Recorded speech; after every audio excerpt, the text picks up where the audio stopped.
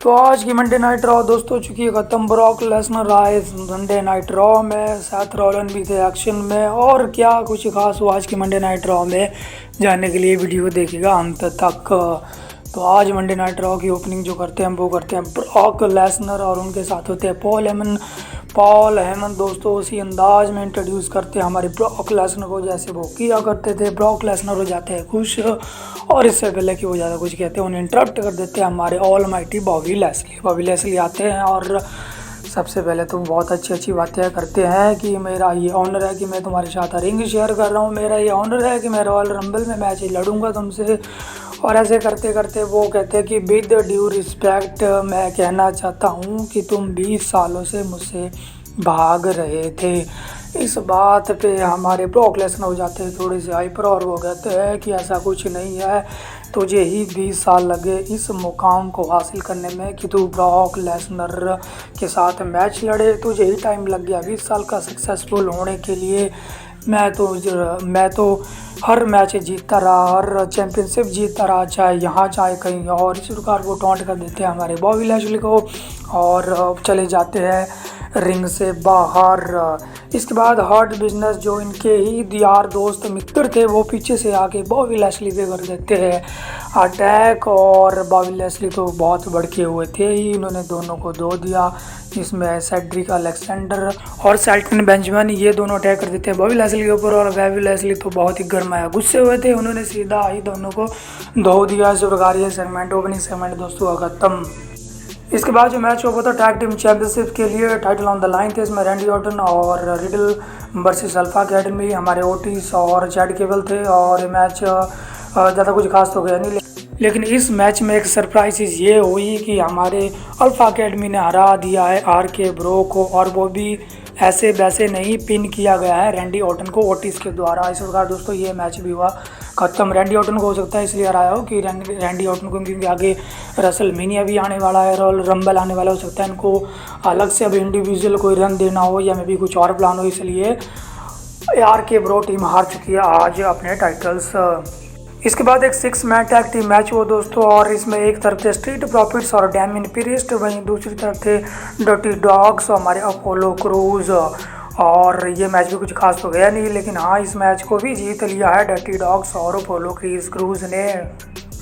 Match शुरू होने से पहले डैमियन प्रीस्ट ने ऑफिशियल कर दिया है कि वो रॉयल रंबल में एंटर करेंगे।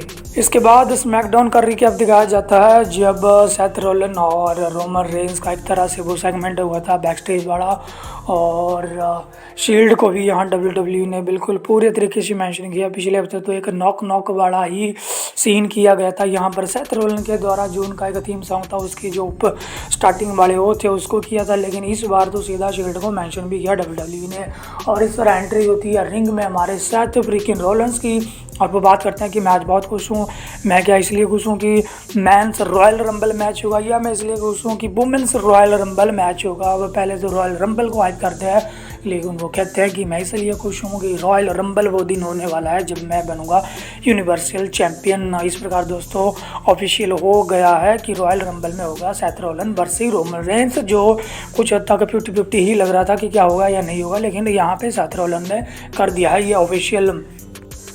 इसके बाद एंट्री होती है रिंग में हमारे बिगी की। बिगी कहते हैं कि तू जो मर्जी कर जीत रॉयल रंबल, लेकिन रॉयल रंबल में मैं भी आऊँगा। उन्होंने भी ऑफिशियल कर दिया और रॉयल रंबल जीत के मैं अपनी अपॉर्चुनिटी अर्न करूंगा रेसलमेनिया मेन इवेंट के लिए और मैं जीत जाऊंगा वर्ल्ड हैवीवेट। उन्होंने नाम तो नहीं लिया किसी चैंपियनशिप का, लेकिन कहा कि मैं जीत जाऊंगा वर्ल्ड चैंपियनशिप। और उसके बाद उन्होंने साथ ही चैलेंज भी कर दिया सेथ रोलिंस को, क्यों ना 1-on-1 मैच हो जाए। सेथ रोलिंस इसको एक्सेप्ट कर लेते हैं और रिजल्ट एज एक्सपेक्टेड था, क्योंकि एक तरफ तो सेथ रोलिंस को रोमन रेंस के खिलाफ भिड़ाना है रॉयल रंबल में, तो सेथ रोलिंस को तो बीक दिखा नहीं सकते थे। और इधर बिगी भी हमारे फॉर्मल WWE चैंपियन है, तो उनको भी बीक नहीं दिखाना था, इसलिए मैच लंबा गया, अच्छा गया, बहुत बढ़िया गया, जबरदस्ती गया। और मैच को एंड में यहाँ पे जीत लिया है सेथ रोलन ने। इस प्रकार दोस्तों ये मैच हुआ खत्म।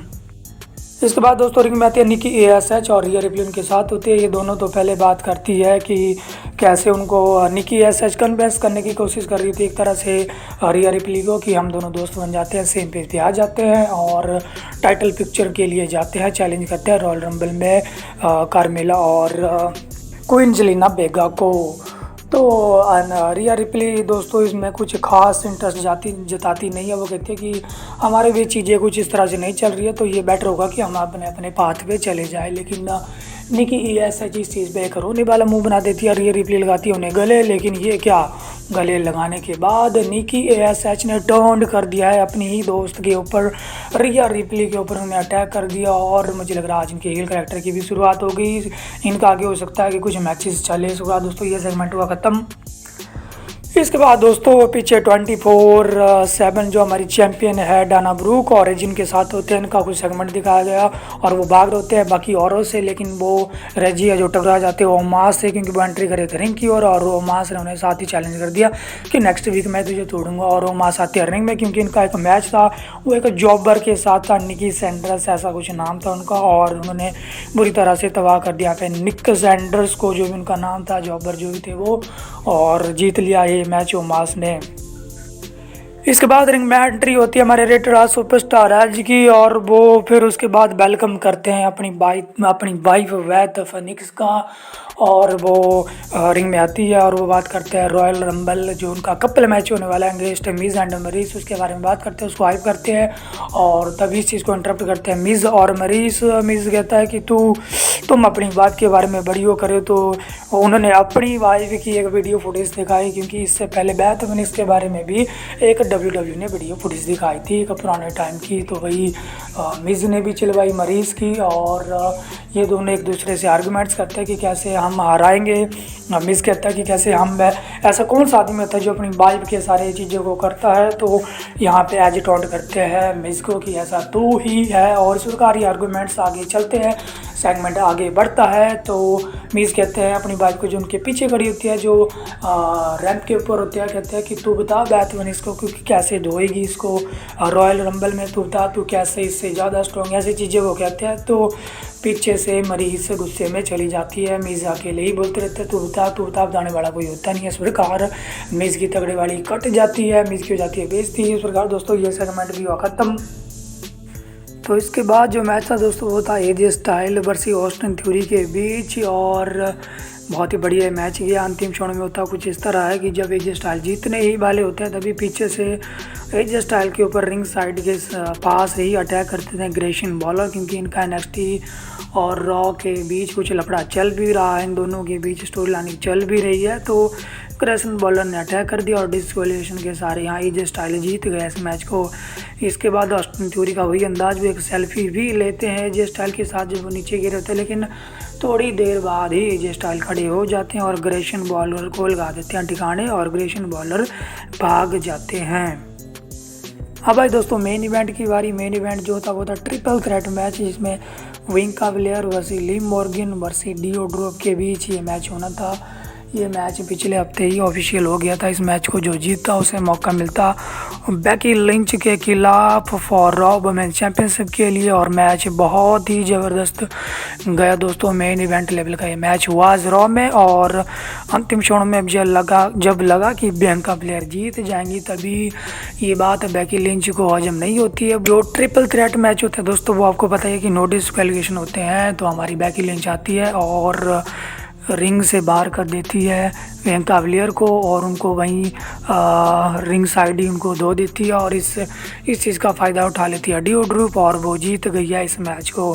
तभी हमारी बेकी लिंच जाती है रिंग के अंदर, हैंडशेक करने लगती है डिओड्रोप के साथ, लेकिन हैंडशेक करती नहीं, उन्हें लगा देती है ज़बरदस्त स्लैप, और जब उन्हें लगाने लगती है मैंड हैंडल स्लैम, लेकिन वो ऐसा कर नहीं पाते क्योंकि डिओड्रोप है बहुत हट्टी कट्टी तगड़ी। इस प्रकार आज की मंडे नाइट रॉ गई ऑफ एयर।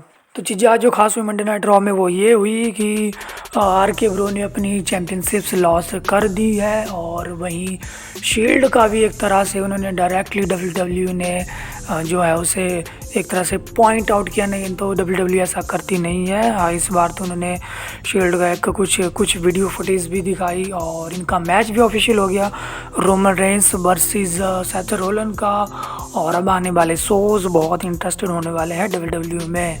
तो आज की वीडियो दोस्तों यहीं तक। वीडियो पसंद आई हो तो इसे कर दीजिए like share, and Respo drive को कर लीजिए सब्सक्राइब।